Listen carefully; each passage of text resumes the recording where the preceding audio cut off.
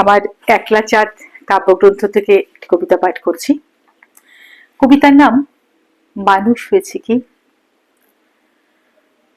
ছোটবেলা থেকে শুনে এসেছি, বড় হও, মানুষ হও, বয়স বেড়েছে, তবু মানুষ হয়েছে কি।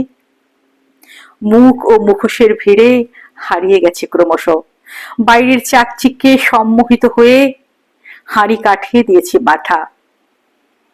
গুহা অরণ্য তো ছেড়েছি বহুকাল, তবুও কি যেন একটা রেখে এসেছি আদিম গুহায়।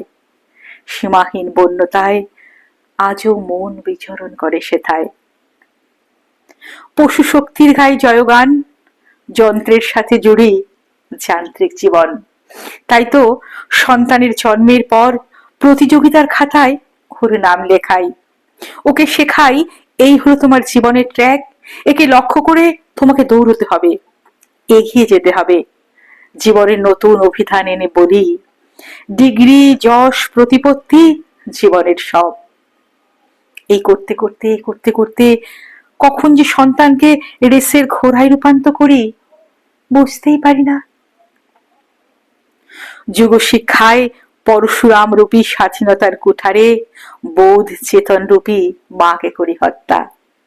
তাই তো মাতৃহীন মমতাহীন সংসারে কাবুলিওয়ালার অবাধ বিচরণ, আর সেখানে শুধু দেহি দেহি মন্ত্র হয় উচ্চারণ।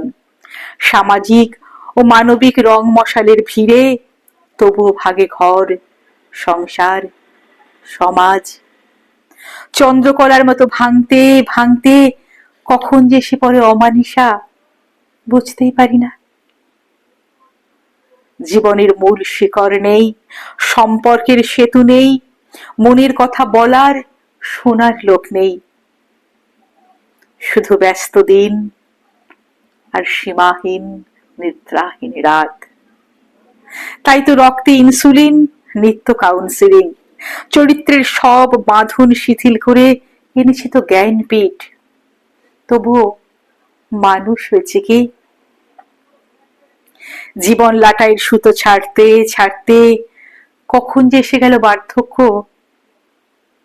একদিন যে কলসিটা সযত্নে ভরে রেখেছিলাম নাম যশ প্রতিপত্তি দিয়ে, সেটার দিকে একবার চেয়ে দেখি সেটা ফাঁকা, ভীষণ ফাঁকা। গভীরে প্রশ্ন ওঠে বারবার, কেন এসেছি, কি জন্য এসেছি। নিরুত্তরের যন্ত্রণা বুকে নিয়ে আমি ডুবে যাই সীমাহীন শূন্যতায়।